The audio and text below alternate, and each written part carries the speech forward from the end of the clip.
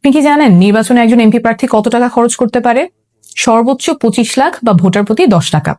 কিন্তু বাস্তবে প্রায় কেউই এই আইনটা মানেন না। শোনা যায় একজন প্রার্থী নির্বাচনে 10 কোটি, 20 কোটি, 50 কোটি টাকা খরচ করেন, কিন্তু নির্বাচন কমিশনে গিয়ে বলেন খরচ হয়েছে মাত্র 25 লাখ টাকা। অর্থাৎ প্রায় সকলেরই সংসদে যাওয়ার যাত্রাটা শুরু হয় আইন ভাঙা এবং মিথ্যা বলার মাধ্যমে। এই অসততা ও মিথ্যার রাজনীতি আমি করব না।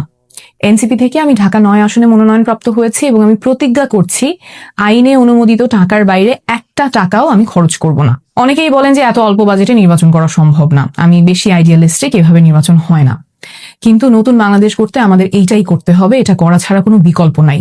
কারণ নির্বাচনের খরচ যখন 10 কোটি 20 কোটি টাকা পার হয়ে যায়, তখন নির্বাচিত হওয়ার পরে সেই টাকাটা তুলতে চাঁদাবাজি, টেন্ডারবাজি প্রায় বাধ্যতামূলক হয়ে যায় এবং এইভাবেই রাজনীতি সাধারণ মানুষের কাছ থেকে ছিনতাই হয়ে চলে যায় মুষ্টিমেয় কিছু সিন্ডিকেটের হাতে। আমরা একটা দৃষ্টান্ত স্থাপন করতে চাই যে সততার সাথে রাজনীতি করা যায়, নির্বাচন করা যায়। ঢাকা 9 আসনে আমার মোট ভোটার সংখ্যা প্রায় 47 লাখ।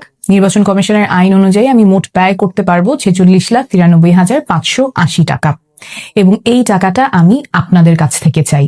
আমরা যদি একটা আসনের জন্যও দৃষ্টান্ত দেখাতে পারি যে জনগণের কাছ থেকে টাকা তুলে জনগণের সাথে ক্যাম্পেইন করে নির্বাচনে জেতা সম্ভব, তাহলে আগামীতে এমন আরো অসংখ্য মানুষ এগিয়ে আসবেন যারা সৎ, যোগ্য এবং রাজনীতিতে আসার সাহস দেখাবেন। এই লড়াইটা আপনি আমি মিলে করলেই আমরা জিতে যাব। আমি আপনাদের সাহায্যের আশায় থাকবো।